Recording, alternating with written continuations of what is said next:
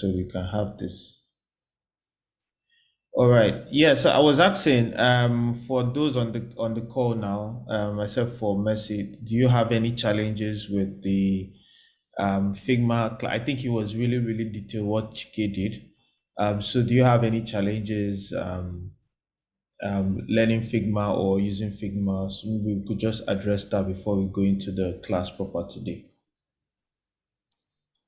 Actually, not seen in class. Sorry, you said Michael? I said I've not taken the class yet, though, but I will Why? do so today. Why? Why? Nothing. I had a busy week. Okay, okay.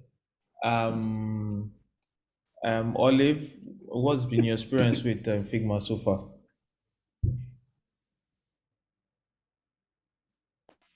Um, Good morning, everyone. I think it's been Good fine, but afternoon. I've not really done good afternoon. Sorry, I forgot. I've not really done the last one because I had a busy week. But I was currently doing it this morning before the class started. But I don't, to me, it's been fine. I think so.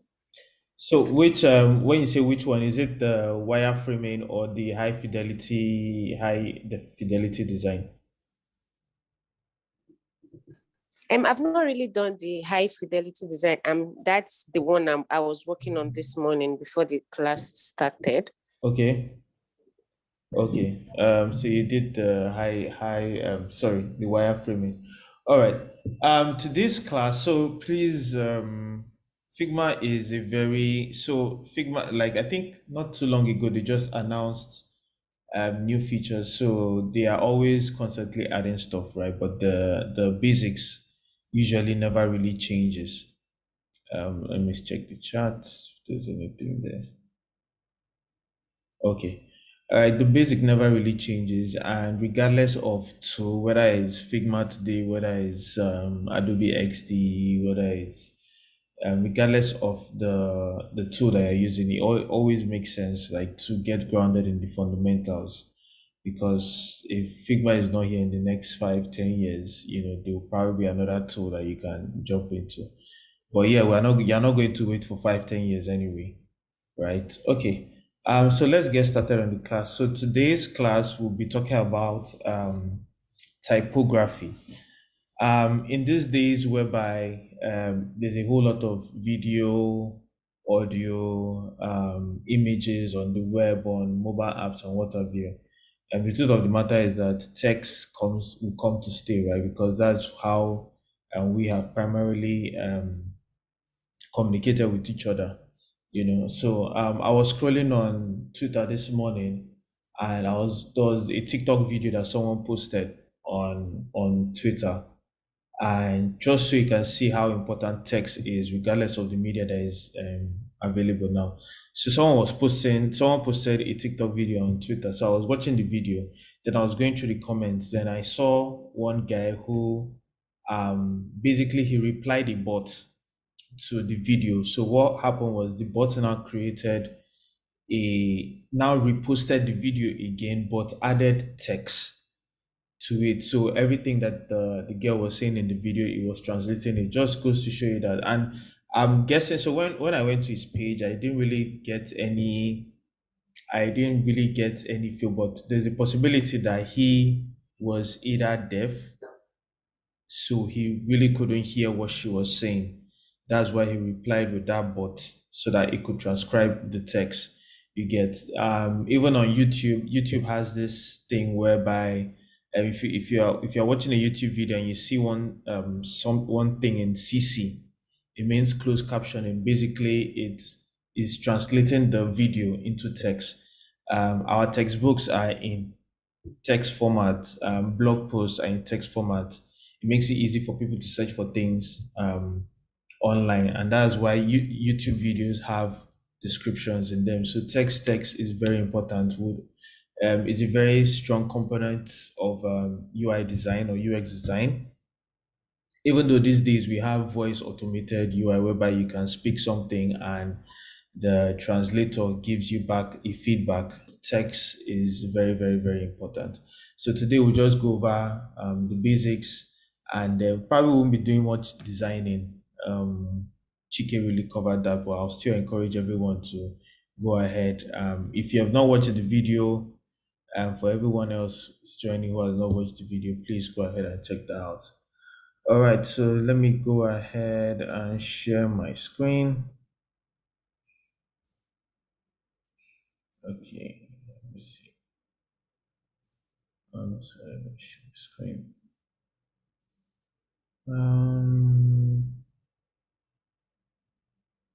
Which one? Which one? Which one? Which one? Okay, I'm not even sure which screen. Which screen do I have my presentation? Okay, this one. Okay. Shift this. See this side.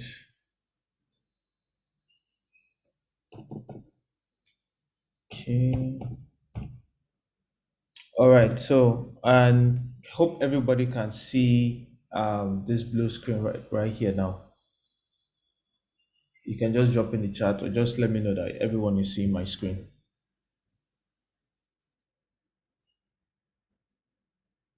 Hello. Sorry, can everyone see my screen? If you I are can see your screen, Gabriel. okay, Yes. understanding typefaces. All right.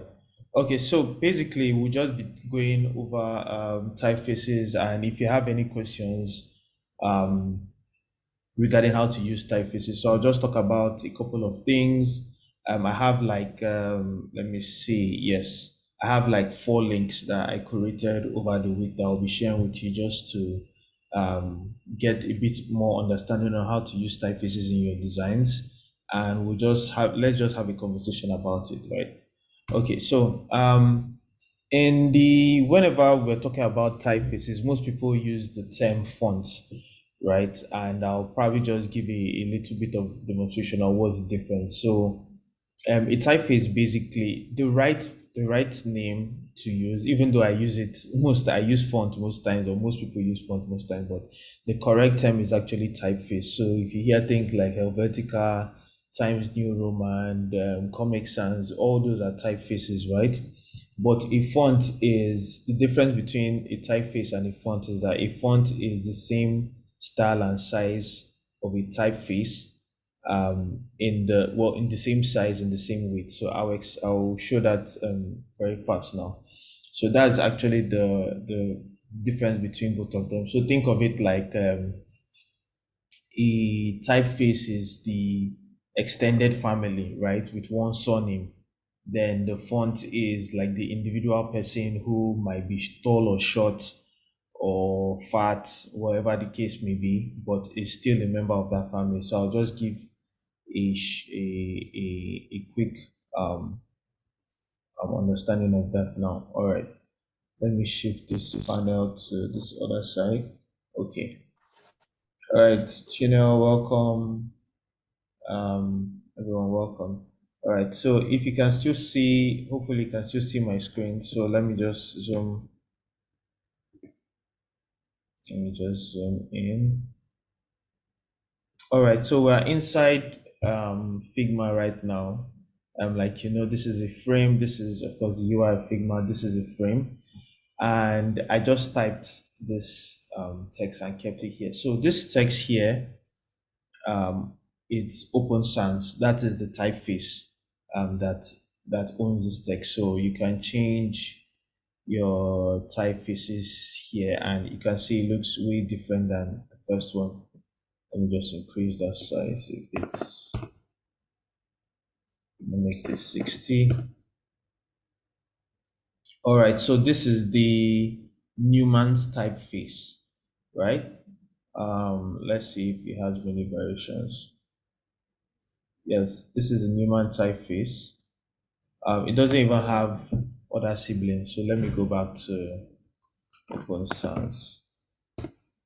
So this is Open Sans right here, and the name of the typeface is Open Sans. Now, if I wanted to create different fonts of Open Sans, basically just to show it, you just like copy. So basically what I was doing there is what I was doing there was I held shift, or rather I held shift and I dragged to create a copy, right? Then currently this one is Open Sans regular. Then if I wanted to change the font of this, I would come here to this drop down menu and I'll have like the other fonts that are available. So this is light. Then okay, if I were to just copy and paste, that's Control C and Control V. Copy and paste, shift this down. So now we have Open Sans regular, we have Open Sans light. Now we have Open Sans semi-bold. Shift, drag again, hold shift and drag to create a copy. So switch from semi-bold to bold, and then switch from just drag again, hold shift down, drag and copy, and select this to extra bold. So now we have all of this at the end of the day is still the typeface. The name of the typeface is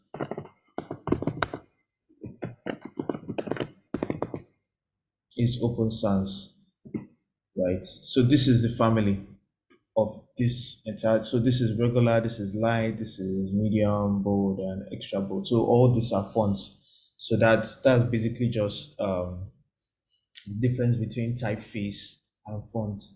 Even though over time we actually do change them over time, but basically that's just the difference, right? So fonts are, so let's just go over the types of typefaces. There's probably like two more extras, but these are the major ones, right? I would like to talk about. So first you have serifs, and just by the serifs. So serifs, you usually see them in books and very like in magazines. You would see them used in different places whereby they're trying to communicate a certain type of formality, right? So, and if you see the main difference between, so you have serifs, you have sans serifs. So the main difference between the two is that you have like this little sticky points that come out, and they can come in, of course, different type of typefaces. So you have the sticky ends like really coming out from the letters themselves, compared to sans serifs that just by themselves, everything is like clean and into each other like that. So sans serifs are basically like serifs that have been taken and filed, basically remove all those rough edges, and well, not necessarily rough edges, remove all the serifs, so to speak, right? So all these things here, all these things that look like extensions or look like branches away from the main body of the font is what is called the serif. So that's where you get the name serif fonts. And sans serifs are kind of like serif fonts that are cleaned up. You don't have edges; they're just straight up and smooth. So if you go on, is it fonts.google.com, you would see, or let's just check that out right now. So you would see Google fonts, yeah. So if you can't see the screen at any point in time, please just let me know, and in the chat or in the WhatsApp group where I have two of them open. So if you go to categories and we just go down to serifs, all the things that you see here, all the fonts here that are selected here are serif, and you can see they come in different styles and rather different typefaces. And you will notice that the majority, the main thing about all of them is that all the letter forms have like extra, have like serifs, basically have serifs at the end of it. Then compared to if you were to go back and you were to filter down to just sans serifs, you can see all the styles, none of them have those serifs behind. Even when it happens in other languages, you don't see like those pointy edges over there. All right, so if you want to if you want to have like a look through all of that, I'm putting it inside the chat right now. Okay, so that's that for sans serifs. Then scripts are basically they look like they are all this, especially they are usually used in, you see them in a whole lot of well, mostly weddings. I remember there's this particular font called Scriptina that was the rave many years back, and a whole lot when it came to designing things for weddings or celebrations or birthdays, Scriptina was basically everywhere.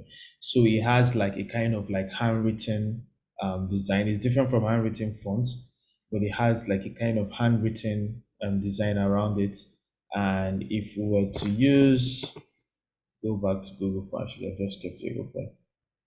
Let me see. I don't know if Google Font actually has that category.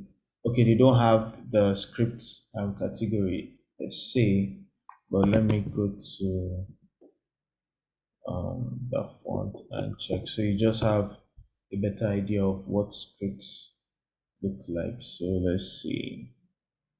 Calligraphy. Okay, so you have scripts. If you go to the script category here, so basically all this fonts here, uh, I said the fonts, all these typefaces here are script typefaces, and you can see they are like very nice, very flowing, very like old school Victoria looking. So when it comes to scripts, all of this, they flow very well. They look like they are handwritten, let's say. So these are like an example of scripts.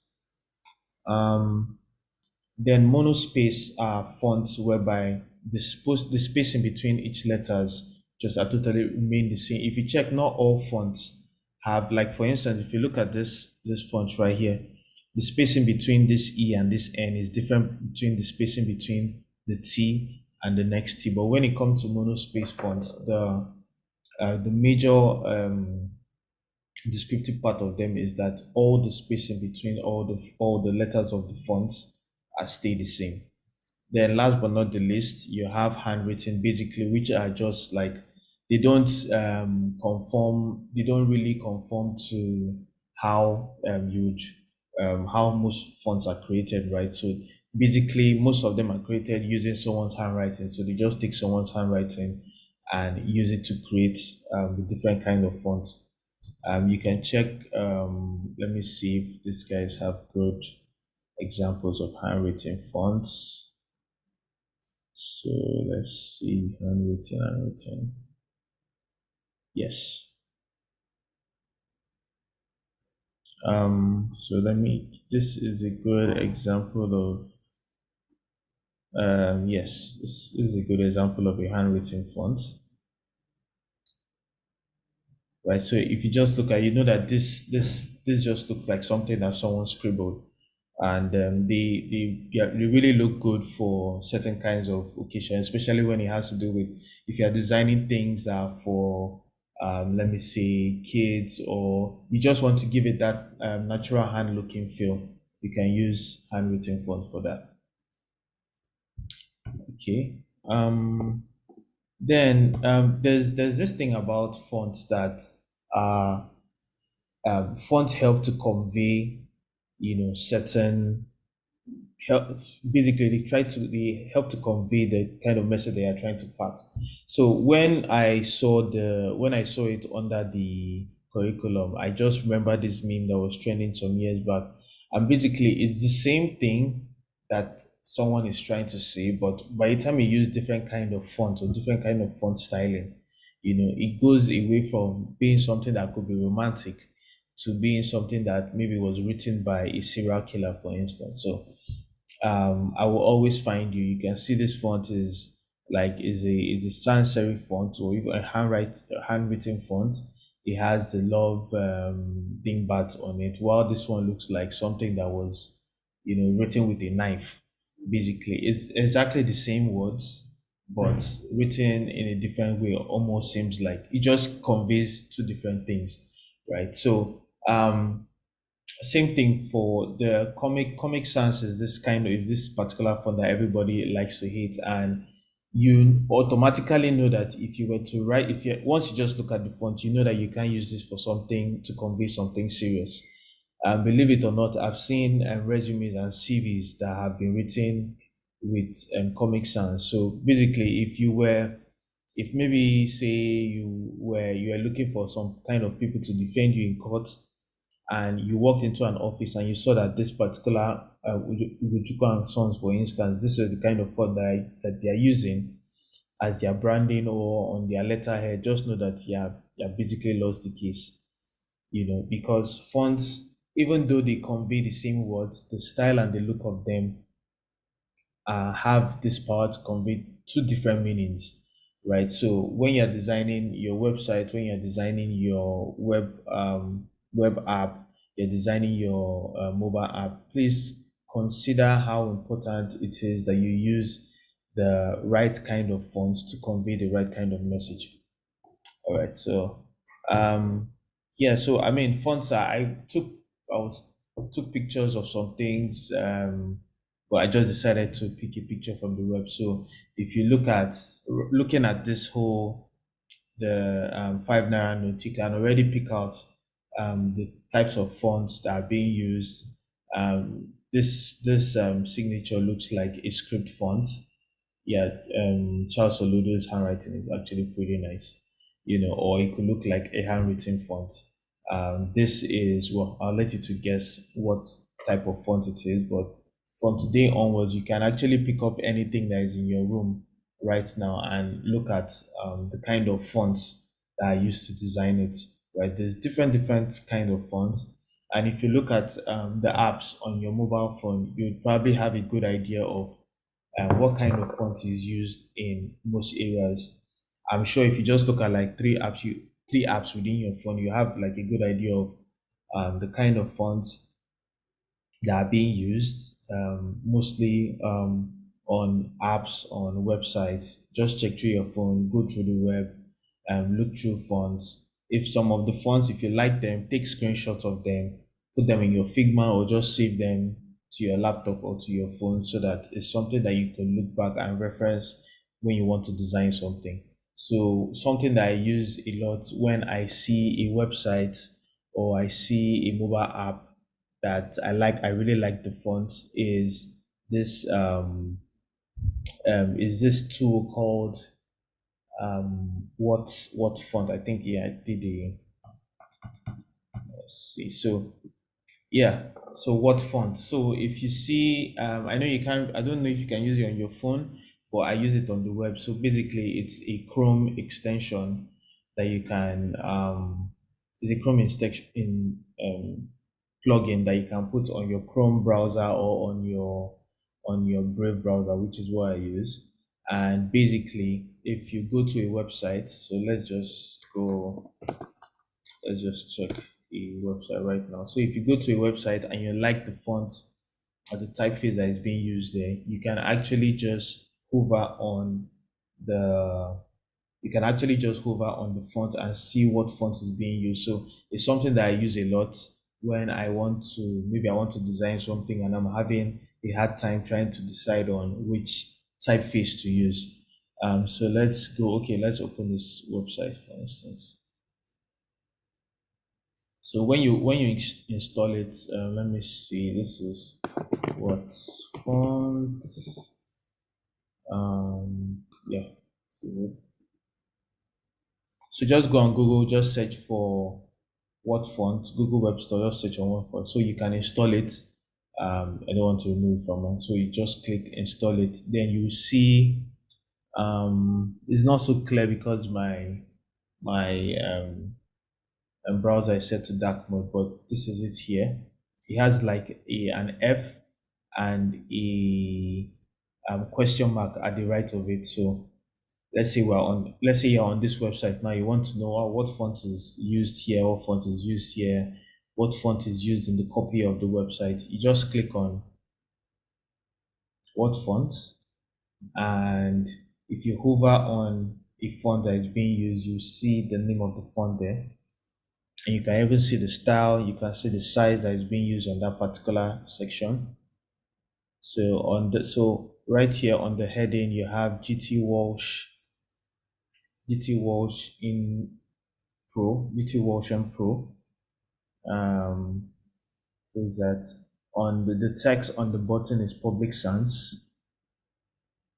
Let me see. So we have that here, GT Walsh and Pro, GT Walsh and Pro, and Public Sans. So okay, they use GT Walsh for the header, and they use Public Sans for the text. So if maybe you want to design your website or your web app and you're looking for inspiration, I'll share some other sites later on that you can use to do font pairings. But this is a tool that I use a lot, and as you can see, like it has over 1 million users. That's how popular it is, right? So it's just something to have in your corner.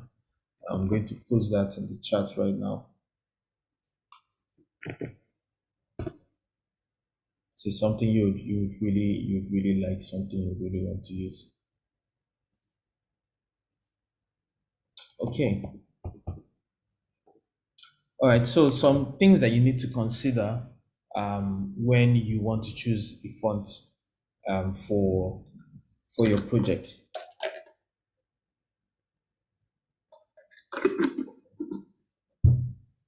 So some of the things you want to consider when you want to choose a font for your project is this.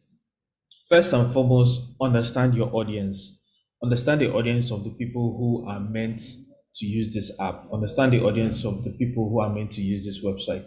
For instance, if you are designing something that children are going to use, you could play around using some fanciful fonts, but at least it's not for the whole, maybe not for the entire copy of the website or for the app, maybe for the headings, you get things that are bold and are going to attract people in. If you're going to design an app or a web app that you're going to use for a bank, you know that you have to consider the typeface that you're going to use. It has to convey some level of seriousness, some level of trust, and some level of stability, right?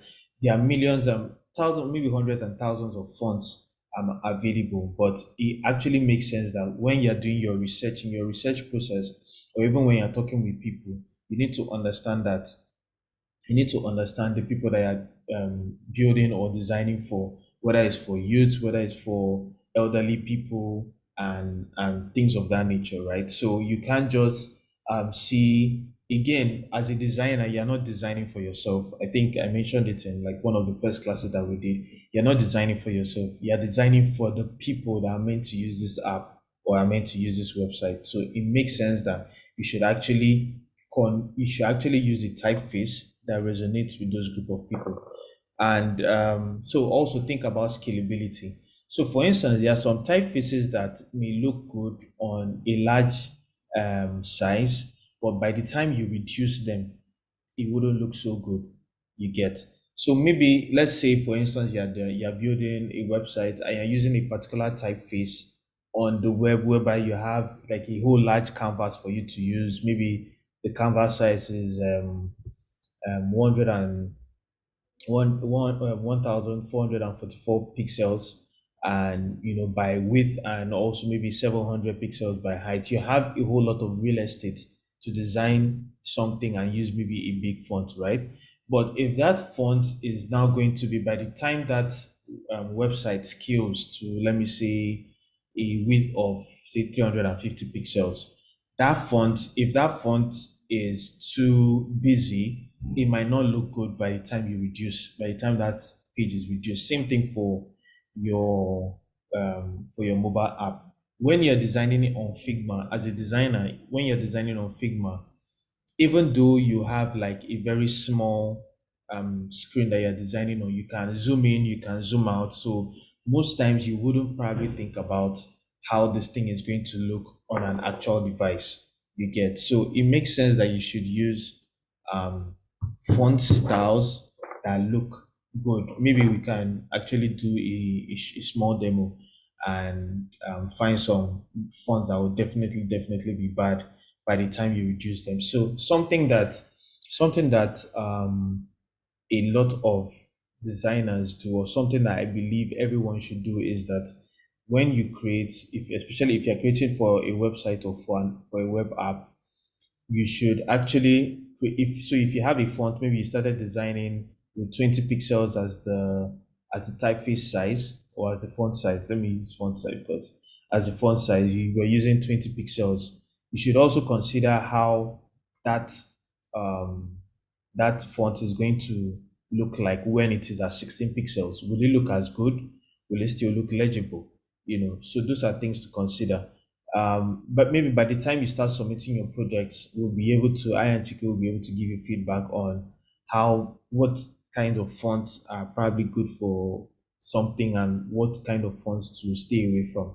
Um, a 24 pixel, or let me say 30 pixel font size with bold, by the time it goes down to, say, by the time you are designing for a mobile phone, it probably might not look that good, right? So probably have to remove the boldness and use regular, or by the time you're designing, you can actually see what looks good and what doesn't look good, right? And over time, you kind of get used to what sizes you should use on a large screen device, on a tablet device, and on a phone device.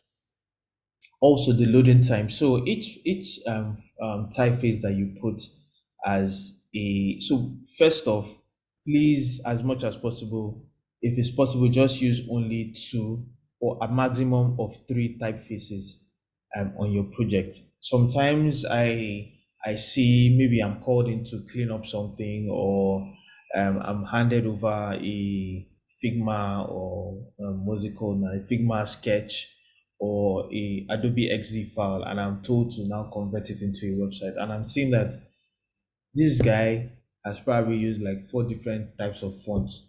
You get like some of them, maybe two or three out of those fonts actually look the same, but there are three different typefaces. Maybe he just didn't check the one he used before on frame 4. By the time you get to frame 15, you're using like a different kind of typeface with a different kind of color, right? So the way, as speaking from the view of a developer, right? The more kinds of fonts that you use on your typeface, on your website, right? The longer it takes to load. So fonts, they don't just load automatically, like, right? So like your JavaScript, like your images, like your SVG files, like your Lottie files, everything comes with a particular weight, right? So beyond even say the HTML and stuff like that, or the Vue or the React, all of those have their own weight. So the more fonts you load on a web on your design, it might look good, it might look okay, but by the time you hand it over to a developer to build it, which is, I mean, the final resting place of all the design that we're doing, right? By the time it gets to the hand of a developer and he builds that, anyway, a good developer will be able to tell the designer that, look, we're having way too many fonts on this, so you need to standardize and maybe use two or three, right? And even in Google, when you're selecting fonts to use on a project, it will tell you, by the time you add this particular weight, say, um, you want to use all these weights on a web page. This one has its own weight, this one has its own weight, this one has its own weight. All of these have their own individual weight. By the time you bring everything and load it on a web page that is being designed, it takes a longer time to load, right? So it's something that you need to think about as you're designing. Ideally, sometimes a good use cases whereby you can use one particular, or you can even use the same font, whereby you use one particular weight, maybe a large bold weight or semi bold weight for the headings, then you use the regular for the paragraphs, and it will look very good. Still in this presentation, I'm going to show you some nice, beyond just stealing from other people's websites and seeing how they use fonts, and they use font widths in their website or in their web apps. They are actually tools that allow you to pair different typefaces together. So I'm going to share that very soon. So for the font attributes, right?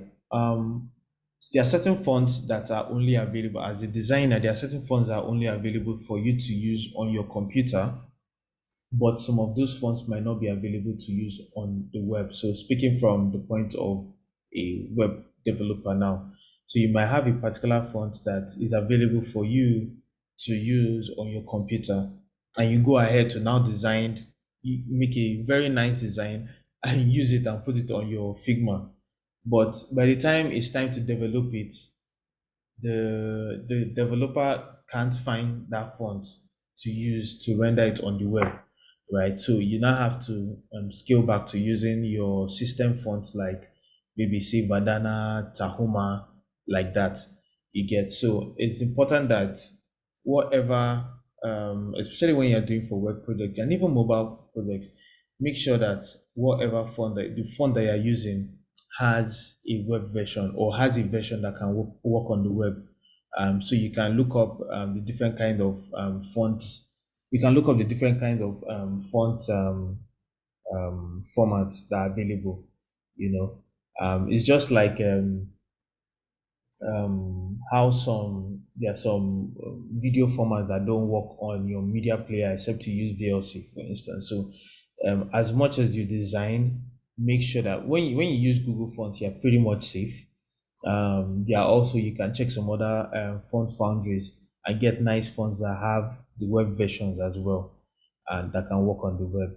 But don't get, basically the idea is don't get carried away and using, oh, this font, this typeface looks nice, you throw it into your project. Ah, this one looks nice, you throw it into your project. Make sure that it is something that a developer can use at the end of the day. Because like you said, like we said before, you're not just designing for yourself, you're designing for your users. Also, let's have make sure that the font that you're using is fallback compliant. What I mean is that every on your phone, on your tablet, on your device, have fonts pre-installed. So if you for every font that you design, there should be a nice fallback just in case that font doesn't load. Maybe it's too slow or something. And I don't know if any of you have noticed whereby you're on a website, right? And you're looking at the website, maybe you're on a very slow connection. This happens when you're on a very slow connection and you're looking at the website load, and you first see one ugly kind of font, and as you're still looking at the page load, it just changes into something different. So basically, the first font or the first typeface that you saw is what is available on your computer or on your phone or on your tablet at that particular point in time. Then the one that now shows that is differently is the one that the website is serving to you from the servers, right? So when you design, try and make there's a I'll probably post it in when I find it. There was this issue whereby during a presidential election, right? During a presidential election, there was a font that was being loaded on a particular page, and I'll find it's a very hilarious thing, right? So someone was trying to see who won the election. They were refreshing the web page to see who won the re-election. I think it was on the New York Times page. I'll find it and put it maybe in the Slack channel. And the font that was the font that was used was still loading. But when some people just screen grab, so it had not finished loading, and it was meant to say something like, let me say, XXX wins, loses the election, something like that. And because of the font style that was used, the font family that was being used, it had not finished loading, and people just took the screenshot of the incomplete web page and started sharing it on social media. And it was creating like false news. It was, I'll try and find it. It just came to me, and I'll try and find it and share. So make sure that if you're using a whatever font style that you use, it has like a nice fallback. So if you're using a sans serif font, probably you should fall back to Times New Roman if you're using, or some other sans serif font that is available on people's devices, right? And but in a way, just to be safe, whatever font style that you're using, make sure that it's something that can load fast. If it can load fast, back to what I talked about loading time, if you can load fast, you're pretty safe. If you have way too many, like 5 different types of font styles they are loading on your web page, that's already a calamity to start with. All right, so yeah, I've talked about this. So nice type pairing tools. So if you're like me and you're designing something and it's taking you forever to figure out what kind of font you can pair together, please just go online and use any of this any of these tools. So let's just look at one very fast. Font. So let's use Font Joy.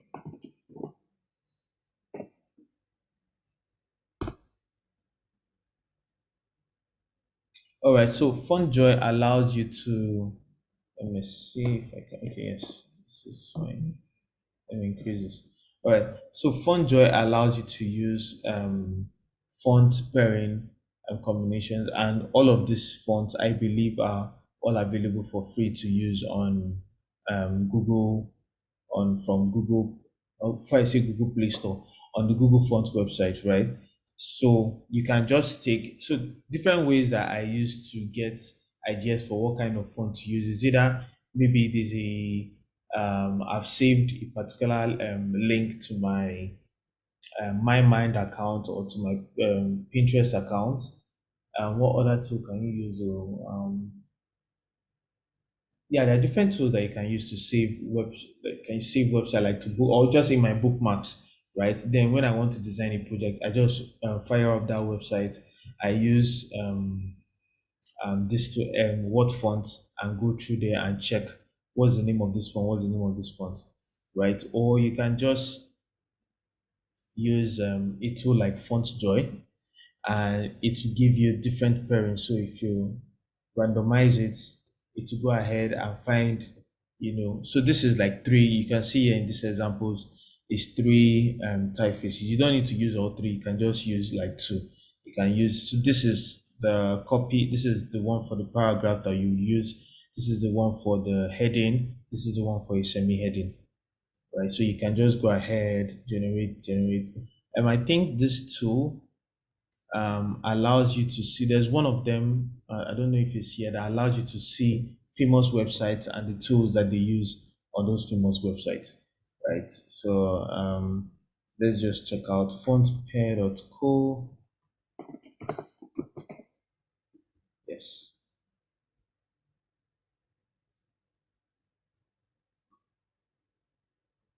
All right, so you can go here and you can see how, and yes, this is the one that allows you to see how people are using it on actual real life projects. So you can see this one is using Fira Sans and Meriwether, right? Let me see if you can, yeah, you can randomly, so you can see if it's the pairing. I think I follow Sarah Soden on Twitter. I don't know. I think she may have changed her website. So you can go and just see what other people have created. Rubik Color, Spectral Color, Pro Libra. Yeah, so this is a very good way. And what's so nice is that you can see like a screenshot of what it will actually look like when you use. So as you can notice something here, sometimes you can actually use the same typeface, just make one size bold and the other size, make one size bold and use the other one as which is a regular weight, and you can just go ahead and start designing. But fonts, there's a whole lot of fonts that you can use. Just keep trying, just try, look at which one that works for you, and experiment basically, and look at the one that works for you. Okay, so that's pretty much it. And something else I would like to is actually not in the curriculum for today, but something else I would like to talk about is hierarchy. If there are different ways of using font color and font style to create hierarchy in your document, right? So before the class started, I decided to find, yes, so you can see this is a resume, right? And just look at how this resume looks like, for instance, very plain. At least you can even see that these ones are demarcated, so you can know that this section corresponds to this section, right? Everything is just the same color, the same weight. Some are in caps. If everything was in sentence case, that would make it even harder, or letter case, that would make it even harder to distinguish one section from the other. But imagine if this was now imagine this is how the resume is meant to look like. This right, this is how the resume is meant to look like. Now you can see now you can see the difference between this. You can see the difference between this and this. So when designing, it helps to be able to use font sizes and colors to demarcate sections in your. This is just a tip that would serve you in the long run, right? So maybe you're trying to show this is a title heading, this is a subheading, this is a paragraph, this is a footnote, being able to use, so instead of using the same, maybe using the same font and just reducing the size, you can use color to accentuate that. Okay, this one is, like you can see now, you can say this one is the main heading. Then on this section, this is the heading of this section, is semi-heading. On this section, this is a semi-heading. Then instead of just using a smaller font size, they used a color. So this is black, this is gray, this is your paragraph, this is the title. All these two have the same they have the same font size, but this one is bold and this one this has no house is not emboldened, right? So these are just ways whereby simple tricks that you can use. I decided to use this resume because a whole lot of time. Let us not just be conformed to thinking, okay, you can only use this when designing websites. You can only use this when designing you can only use this when designing say mobile apps. They are actually most products that are designed very well use this simple trick. So if you are designing something and you're finding it hard to actually demarcate and show a particular section from a particular section, or highlight one section while another section is muted, these are just ways that you can do it. So let me close that.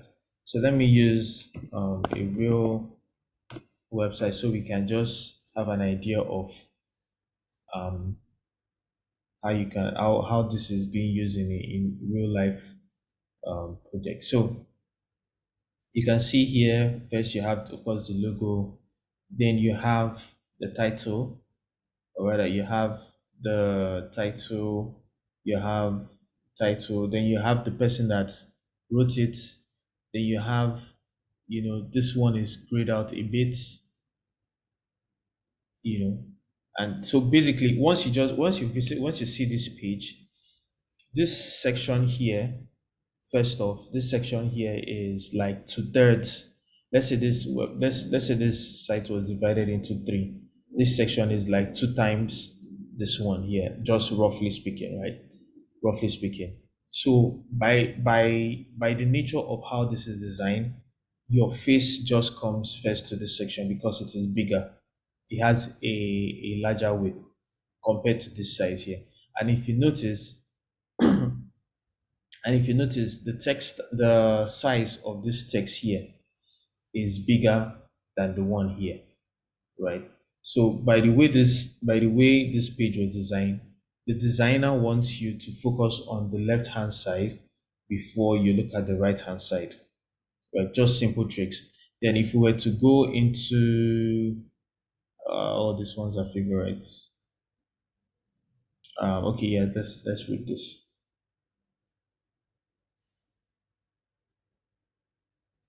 So here you have right from the very top, the first thing that just commands your attention, that the first thing that you're going to read first is this header here, my Google Interview Experience UX Design. When you come, you see the text, then in between the text, you see how she accentuates what she wants to say by making it bold. Then notice that this is the main title text of the page. This is a semi-text. This is a paragraph, semi-text, paragraph, semi-text, semi-header, paragraph. Then this is a quote. with this design here so that it focuses your eyes. Okay, this is different from this. Let me read this. So hopefully from today on, you begin to um, look more into like once you look at a website, you are able to judge by the way this website is designed. Does this actually look even just if one way to actually get better at this is to look at existing websites that you like or existing apps that you like. You can just put them aside, take a screen. One something I do sometimes is take a screenshot of a app. Maybe I'm having difficulty thinking of how to arrange my typefaces or how to arrange my typography in my website. I can just look up a web gallery, for instance. I'll post some of them. And one of them that I really like, I've already shown it here, is One Page Love. There are other ones that are specific for mobile apps. So if you're designing mobile apps, check this out. If you're designing website, One Page Love is great.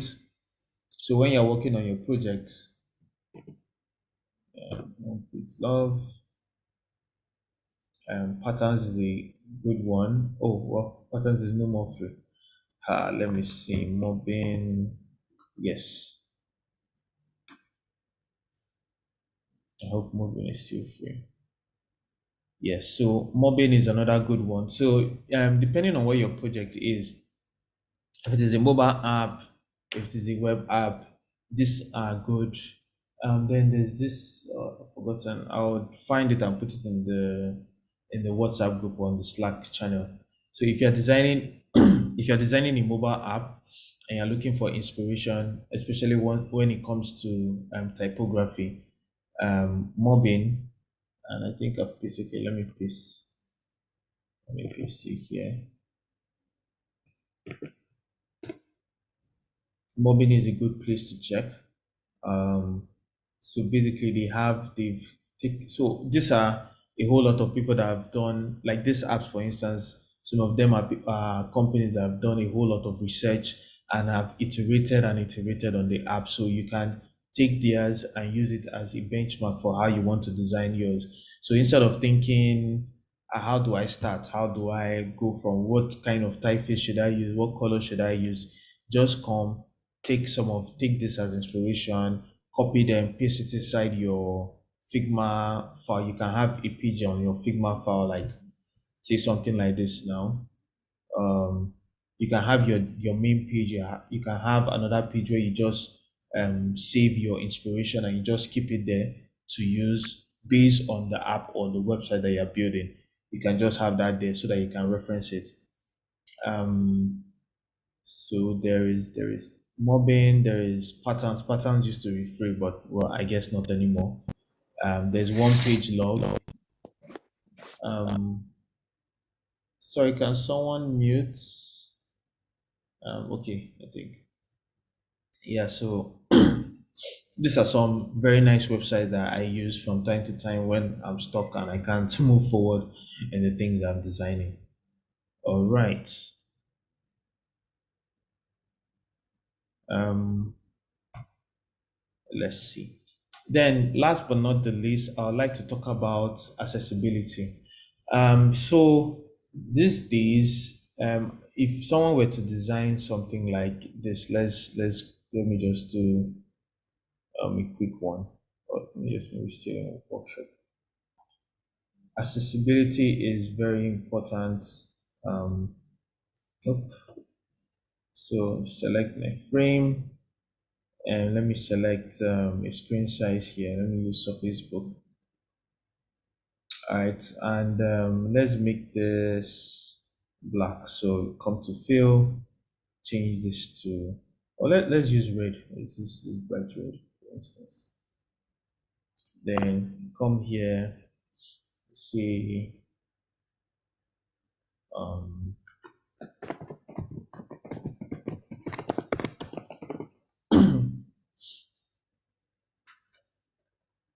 and you create, do change this to Let's say, yeah, let's change this to pink.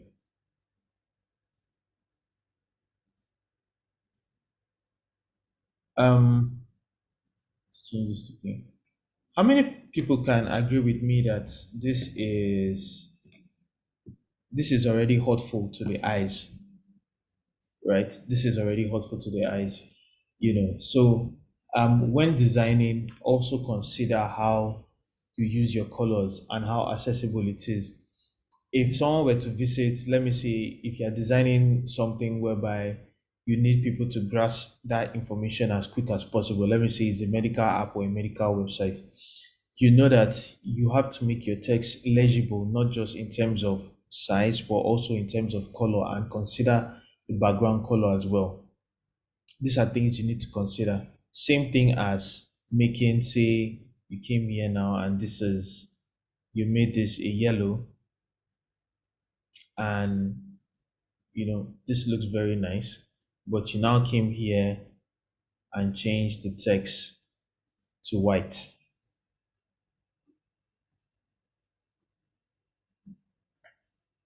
On a big size, it looks okay, but if you were to make it, well, please never do this. It doesn't even look okay. It doesn't look okay in any form, right? But on this text size, you might see the heading well, but by the time you go down to using, say, this 16 pixels is usually the 16 pixels or one REM font size is what people use when they are writing on paragraphs and stuff like that. And you visit the site, and this is what you're seeing. This is very, very bad. So, when designing, right, sometimes maybe you're working on white. You're working on white and you're trying to create a gray. The gray shouldn't be so faded out that people can't even see what's going on, right? It shouldn't be so faded out people can't see what's going on. Fortunately, there are tools. Let me see. I think there are tools that you can use. The tools that you can use to check this out. Um, so let's pick the background color here. This, oh, by the way, this tool is called, let me see, what's the name again? Open CC checker. Okay, CC checker. Let me CC checker. If you can't, please install these things on your browser. Color contrast checker, yeah. So this enables you to see if your to judge if your design is being accessible to other people. Not everybody has like sharp eyesight like you do. And the web is built for everybody to use. Same as mobile apps, for instance. They are built for everybody to use. So just because you can see a wide range of colors doesn't mean that everybody else can see it, right? So you want to be able to design. Next week, we're going to be talking about colors, but you want to be able to design things that look okay to the eye. So, using this tool, you can pick your background color, pick it, then your foreground color, which is most likely going to be your text, and you can use it to pick, go over, make sure. And as you can see, using this, the calculator here says, even on a large scale, it feels, on a normal, even on a large, that is comparing the text now to the background, it feels all through, right? And you can use this to like tweak and see if it passes. It still feels all these colors that I'm adjusting now. It still feels right. So this passes, right?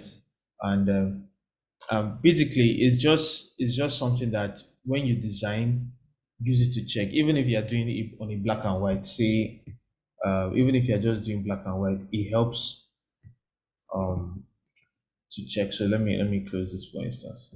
Say you are doing designing and this is a white background, and you're changing your text to say something like black. Yeah, this would totally work, even though I would never recommend, is people still do it. I would never recommend using full on black on a white background. You can just reduce that a little bit. It's still black, but it is not like 00000, right? And so let's check the contrast rating for this. So you come here using the drop picker, you pick your background color, white, then you pick your foreground color and you click on the text. And you can see that the contrast checking, it passes. You get, so if at any time you are not sure you are designing something and you're wondering, wow, does this actually, in terms of contrast, does it pass? Just install this am I pasted it in? Yes. Just install contrast checker on your browser. Figma works in the browser, so it's totally great. You just do, as you're designing, you can check it. If you are not so sure that a text looks good on a background, use it to check, and you're good to go. All right, so that's pretty much it for this class. If you have a project that you're currently working on and you like to share so that we can just give you some feedback on the typography. I know I didn't mention it, but if anyone has a project that they want to share and they want to get feedback, you can just go ahead and share it. But if not, oh yes, yes, yes.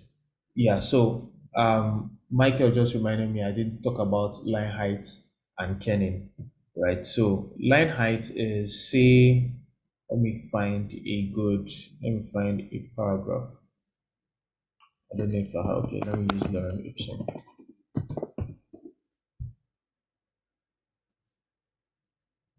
So a lot of times, even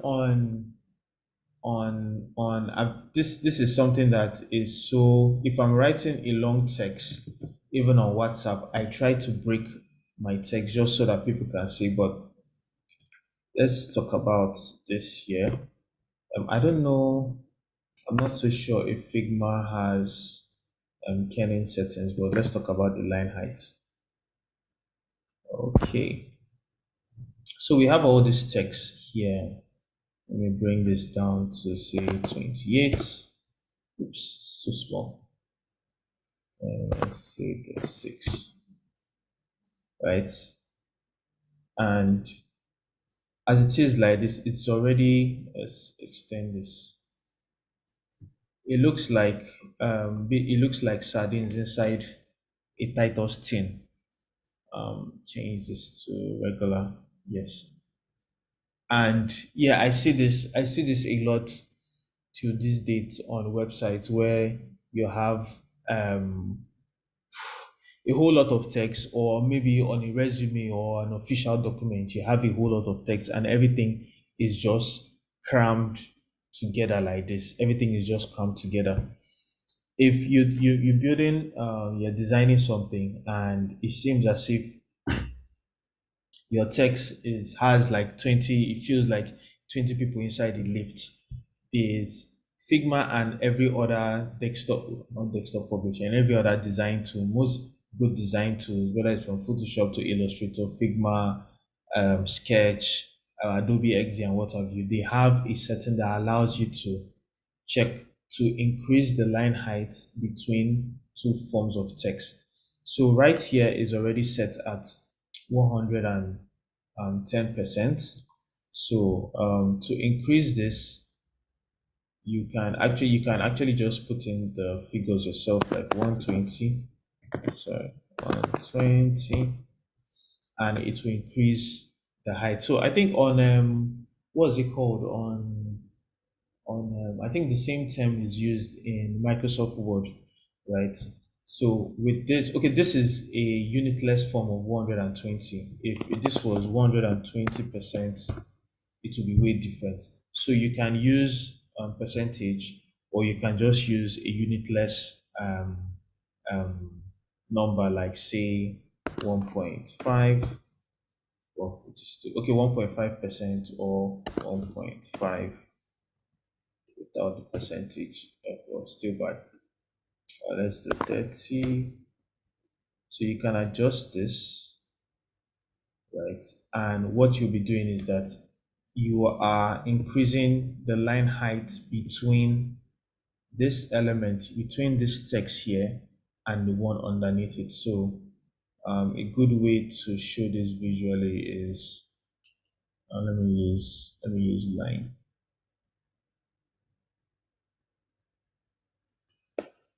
Shift all this. So let's go in and see.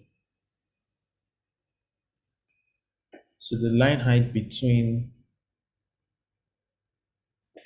this text here, make this red, make this red. Yeah. So that's the line height, and you can control all of that from this place here.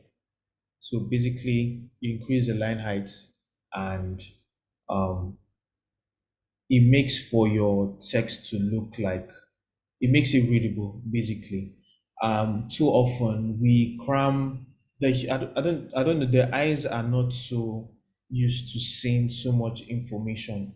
Even when you are looking at a website and you have way too much information, right? It feels you can already start feeling tired. You can already start feeling tired to read it, right? So line height, that's why a whole lot of times you have text, you have quotes, you have a header, then you now have, let me see, an image just to break that monotony, right? Just to break down monotony and make your website. Imagine if you visited a website and from top to bottom it was text. You yourself, you get tired, right? So that's line height. Let me just go here and remove this. Right, so, oh yes, while we're still talking about the line height, it makes sense that when you're designing, try as much as possible to keep that consistency between the text that you're using and the different kind of, whether it's the header text, whether it's the semi-text, whether it's the paragraph text. And I'm going to design something just to show you right now. So a whole lot of times you open a designer's file and you notice that things are just jam-packed together. There is no, the line height for this one looks different from this one and looks different from this one. So let's just do a quick example here. Let me change my text a little bit. So let's say this is your paragraph text. It is, let me zoom in.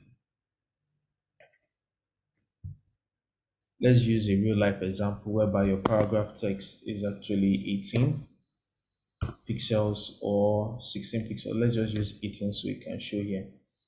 You reduce your line height to this looks okay. So you now have, I usually like to use if I say multiples of 4, just make sure I try to keep it at an even number most times. So you have this with a line height of 36. So this is your paragraph, right? Let's bring this down here. Then let's say your header text has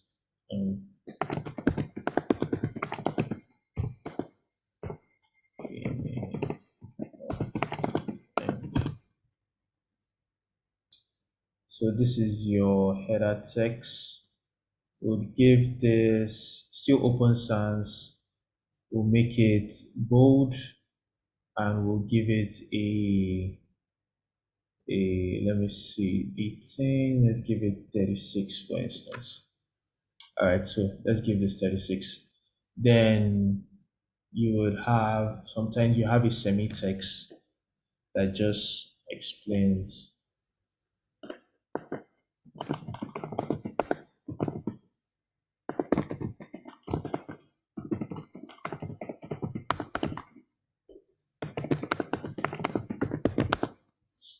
All right, then this would be like the semi-text to introduce the paragraph or stuff like that. Let's use 18 and we'll use semi-bold. All right, so let me bring this back together. I'm going to zoom in a bit. All right, so you can see from this right here, there's a little bit of, so you know that this text here is, this one here is the main thing that brings you. Yes, also good for people with reading disability. Oh, I don't know what part you're talking about. I don't know what part you're talking about. Sorry, I wasn't looking at it. So you have this here. Let me bring this in a little bit so it looks better. Then, sorry, it's a little better. So let's just give this a paragraph. All right.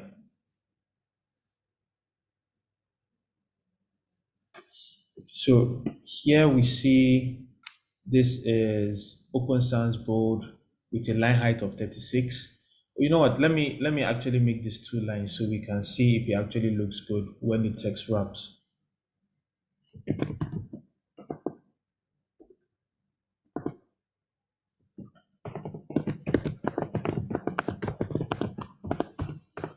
So let's see how it wraps, if it is going to look good, right? Yes. Now a whole lot of times you can be designing something and it's just one line. Say say you're designing for a screen, or you're designing an avatar, and let's make this stroke one stroke. You have an avatar here.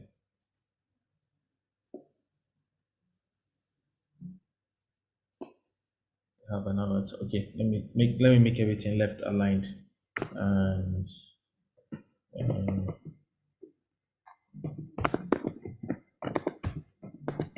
okay, no, like join.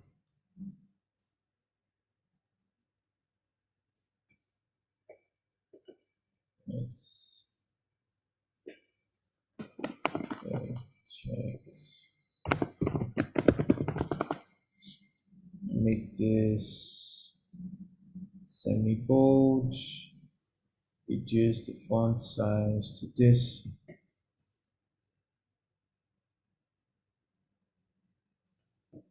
Right, so sometimes you can design something like this, and you're happy, you have done so well with yourself, and you're about to go home.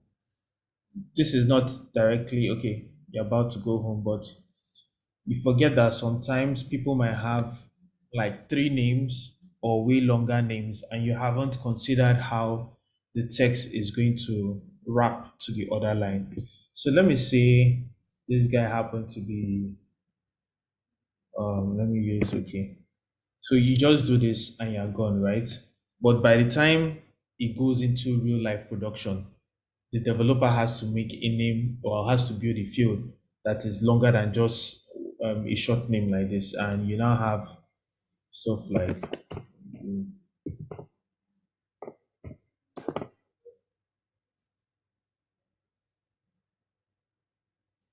this is, then, and let's say, let me bring this down. If this, if this line height was very small, right? If this line height was very small, there's no way you would have known in your design this way, right? There's no way you would have known how it would look like. So whenever you're designing, sometimes, especially when you're designing things that are just one-liners, and there's a possibility that in real life production it's going to go beyond one line, try and see how it will be when the text wraps. So with something like this, you just come here and you increase your line heights, and that should look okay. I just said, so as I was designing this just came into my mind. So I just said, let me have that. Okay. So back to our example. Same here for this, increase the line height, increase the line height a bit. Then you bring this down, bring this down.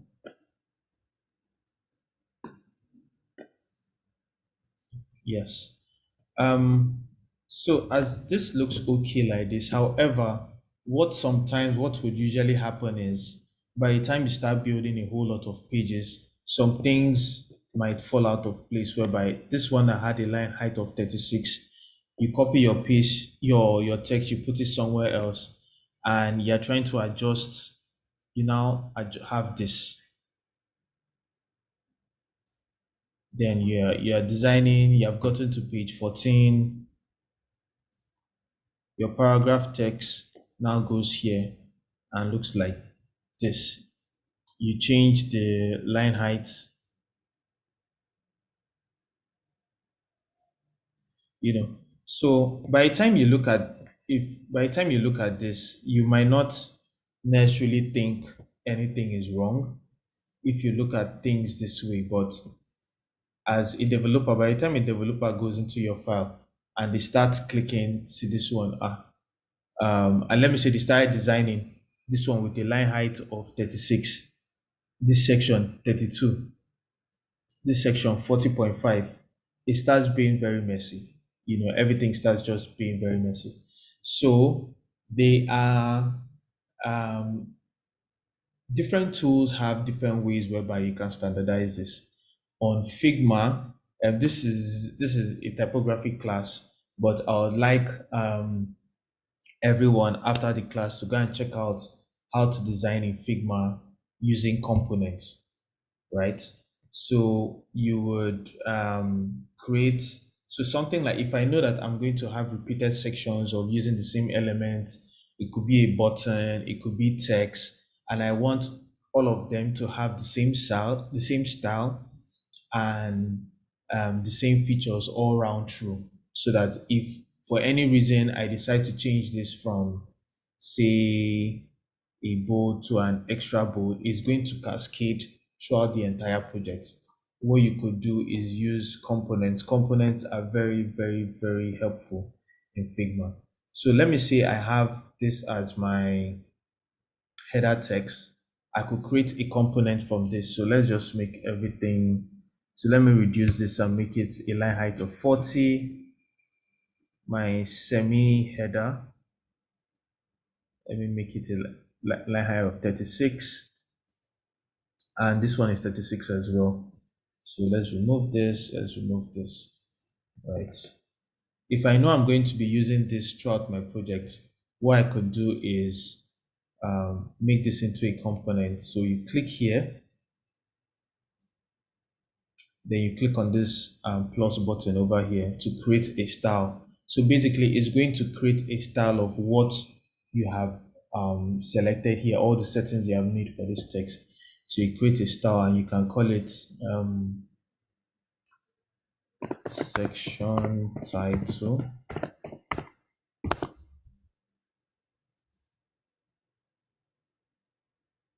Yes, so you've created a style. Oh, sorry, not a component, sorry, a style. You've created a style. So this here is a section title. This one, you can create a style for it. And we can call this um,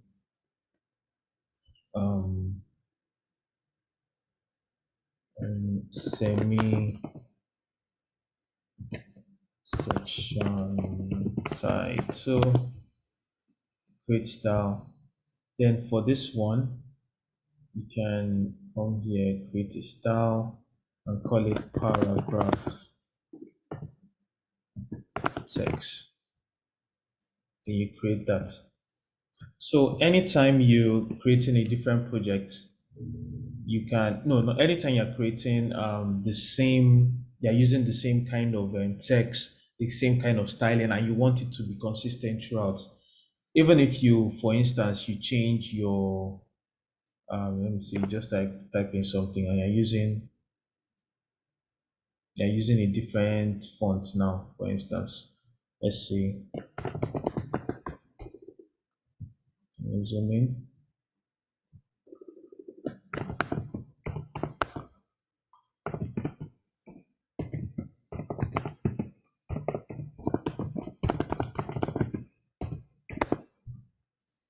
So you have this here, you have create a copy of this. and make this italic. Okay, size 14. Whatever. And basically, you just want to standardize it back to what we have over here. Since you've already created styles, since you've already created styles from all of this text that you have here, you can just go to you select the text, you click this four buttons by the panel here, click on that, and you have already saved this here. All of this, you have already saved this. So here you can see that you created a style of section title with a font size of 36 and a line height of 40. Over here, you also created a semi-section title with a font size of 18 and a line height of 36. So if you just click this, it changes it back to the style that you've created. This text is OFL sort mail guarded to TT. Man, what a handful. But if you want to change it to your paragraph text, you come here, click on your paragraph text, and you have the exact same style that you created in this place. You have it here. What this helps to do is if you have multiple fonts or you have multiple sections that you want to standardize everything, make sure that you want this to be, or you have decided this is going to be your header text, this is going to be your quote.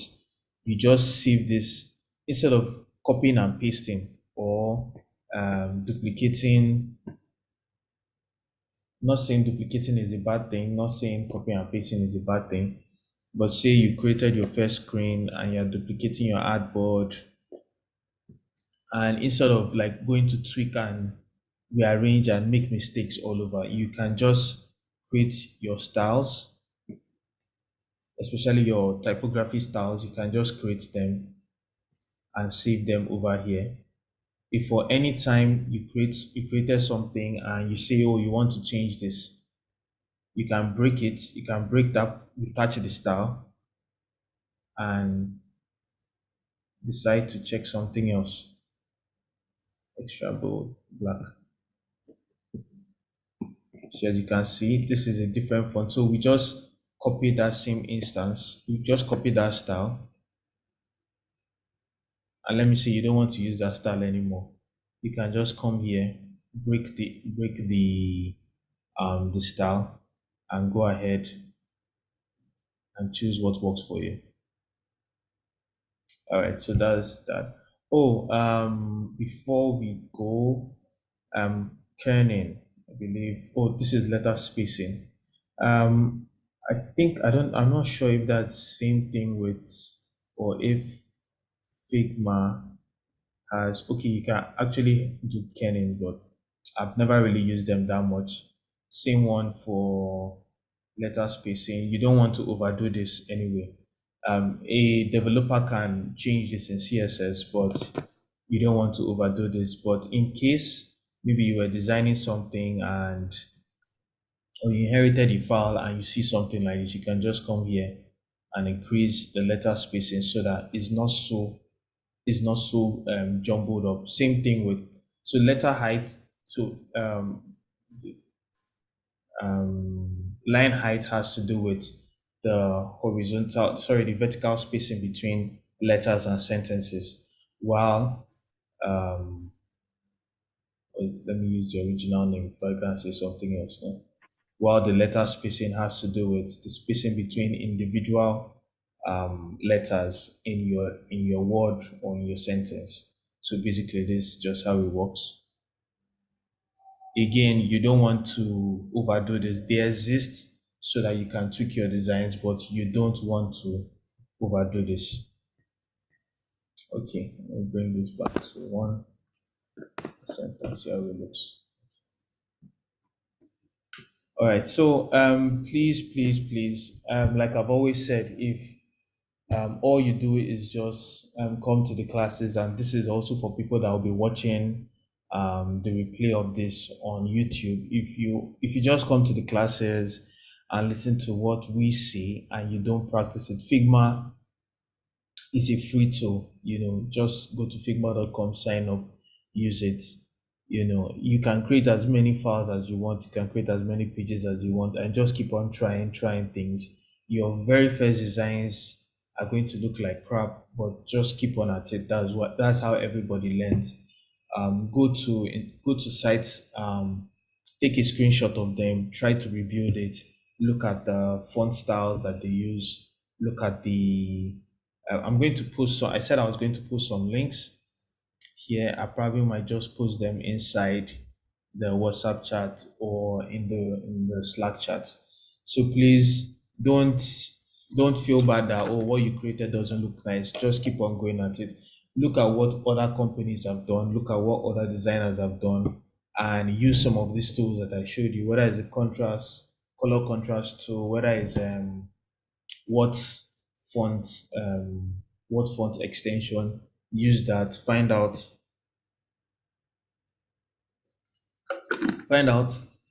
what font people are using, what letter spacing they are using. Use font parents to have nice fonts, or you just use different widths of the same typeface to design. If you use one, you can use one, like all of this, for instance, is I believe all of this is still open source. Yeah, just different width size, but it looks clean, it looks good. You don't have to load your design with like five different typefaces. So it's basically the same thing, but it looks good. And just play around with your colors.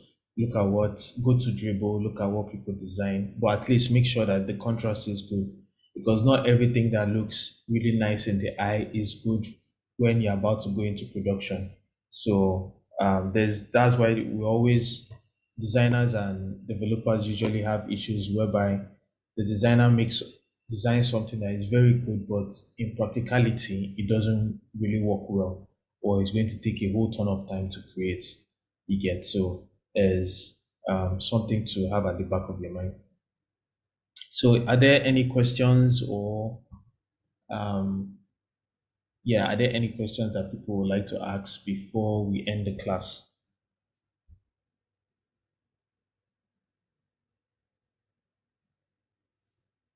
Okay.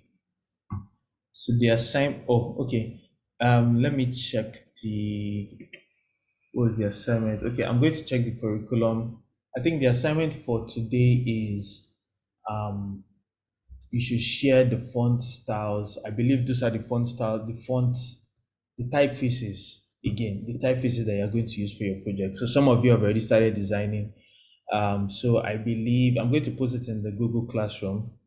I believe the assignment for this week is to pick the typefaces you want to use on your project.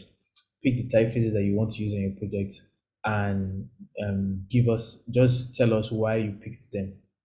Basically, I think that's pretty much like um, the easiest example, the easiest class that you'll be doing. And also, while designing, if you can send us links, you can post them in the something I'm going to be doing this week, and TK will probably be doing this week, is if you have your project, if you're designing your project and you need feedback on it, you can post it in the Slack channel, preferably the Slack channel, and we can go in and give you feedback on your typefaces, on your colors, or you can send it if you've already submitted the last assignment, or you're still planning to submit your high fidelity, do them so that Chike can give you feedback as soon as possible before the next class. The next class, we're going to talk about color. Like you see today, I didn't, except for the contrast thingy, I didn't really talk about color. I just used black and white because the focus was just on typography for this class. So, yeah, if there are no questions, I say we call it a day, and I'll also upload the video to YouTube, probably in the next hour and the next 2 hours. So, are there any questions? Um, all right. Everyone, thank you. Thank you for coming in today. Well, for those that will be watching later, well, I hope you were able to glean some things that you can use while designing your app. And if you haven't done like last week's assignment, please try as much as possible to complete it. So Chiki can get it in good time. Um, Other than that, we'll see next week. If you're working on something and you need feedback, please don't wait till Saturday. Just post it in the Slack channel. We'll open your Figma file, we'll drop comments, we'll give you feedback, and or you can just send it to IOTK directly on Slack, preferably on Slack again. All right, so that's it for the end of this class. I hope you're able to learn one or two things. And thank you for coming out. So I'll stop sharing my screen now.